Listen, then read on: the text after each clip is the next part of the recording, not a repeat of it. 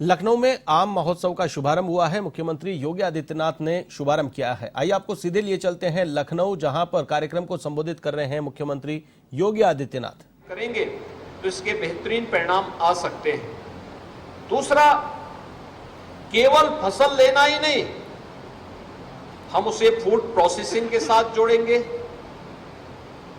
तो वह उसके दाम को कई गुना बढ़ाने में मदद करेगा। और समय आ गया है कि हम परंपरागत फसल को आगे बढ़ाने के साथ साथ फसलों के विविधीकरण की तरफ भी जाएं और साथ साथ औद्यानिक फसलों की तरफ अगर हम आगे बढ़ते हैं तो इससे किसान की आमदनी को कई गुना बढ़ाने में भी हमें मदद मिल सकती है। मुझे पूरा विश्वास है कि उद्यान विभाग आधुनिक तकनीक को अपनाते हुए जो वर्तमान में अभियान चल रहे हैं, राज्य सरकार ने बुंदेलखंड को पूरी तरह ऑर्गेनिक एग्रीकल्चर के साथ उसे जोड़ने की प्रक्रिया के साथ जोड़ा है।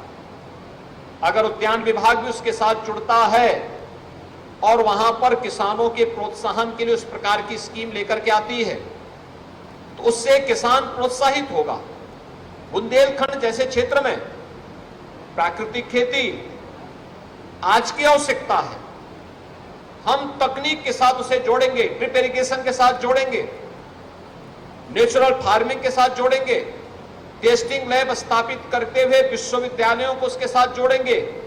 बुंदेलखंड के दोनों कमिश्नरी में, झांसी में केंद्र सरकार के द्वारा केंद्रीय विश्वविद्यालय है और बांदा में राज्य सरकार के द्वारा संचालित कृषि विश्वविद्यालय है। हर जनपद में 1 या 2 कृषि विज्ञान केंद्र पहले से संचालित हैं, यानी ये पहले से कार्य कर रहे हैं। इसके अलावा कानपुर में एक कृषि विश्वविद्यालय पहले से कार्यरत है। इसी प्रकार से अयोध्या में कृषि विश्वविद्यालय कार्यरत है, मेरठ में कृषि विश्वविद्यालय कार्य कर रहा है। इन सब की सेवाओं को जोड़ करके अगर हम एक साथ मिलकर के कार्य प्रारंभ करेंगे तो बेहतर परिणाम हम दे पाएंगे। दूसरा, इसको फूड प्रोसेसिंग के साथ जोड़ करके भी जितनी भी फसल पैदा होती है, जितनी मार्केट की आवश्यकता है, नागरिकों की आवश्यकता है, उतना मार्केट में उपलब्ध कराना, शेष की प्रोसेसिंग के साथ उसे जोड़ना जिससे किसान को अच्छा और अधिक समय तक दाम मिल सके। उस दिशा में अनेक उत्पाद इससे बन सकते हैं और किसान को हम ज्यादा लाभ इसके माध्यम से प्रदान कर सकते हैं। मुझे बताते हुए प्रसन्नता है कि भारत सरकार के द्वारा एक मेगा क्लस्टर आम का लखनऊ में स्वीकृत हुआ है, जिसमें अगले 5 वर्ष के अंदर 100 करोड़ रुपए भारत सरकार खर्च करेगी और उत्तर प्रदेश में लखनऊ के आम को भी हम लोगों ने काकोरी ब्रांड के रूप में देश और दुनिया के सामने प्रस्तुत किया है। काकोरी देश की स्वाधीनता आंदोलन का एक प्रमुख केंद्र बिंदु रहा है।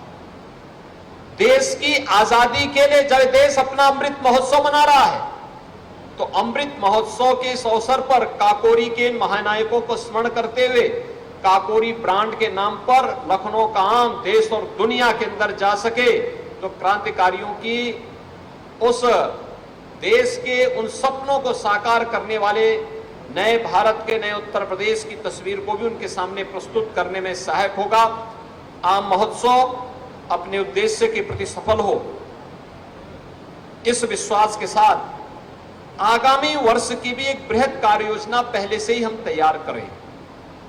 आगामी वर्षों के लिए हमारी जो कार्य योजना होनी चाहिए, उस कार्य योजना का हिस्सा केवल यहीं पर नहीं, आम की फसल अगर आप देखेंगे अलग अलग राज्यों में अलग अलग समय फसल आती है। जब यहाँ पे दशहरी गौरजीत समाप्त तो होगा, उत्तराखंड में उसके बाद ही तैयार होगा।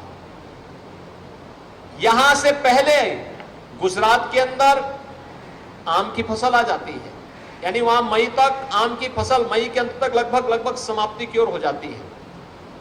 क्या हम प्रयास कर सकते हैं कि देश के अंदर के हर वर्ष हमारा प्रयास होना चाहिए कि 1 जुलाई से लेकर 7 जुलाई के बीच में हम आम महोत्सव के कार्यक्रम के साथ जुड़ेंगे और जुड़ने के साथ ही हमारा प्रयास होना चाहिए कि केवल उत्तर प्रदेश, उत्तराखंड और मध्य प्रदेश ही नहीं बल्कि देश भर से जहां भी आम उत्पादक किसान हैं उनको आमंत्रित करके एक स्वस्थ प्रतिस्पर्धा हम बागवान और किसानों के बीच में ही लगाने का प्रयास करें और फिर उन्हें यहां पर सम्मानित भी करें।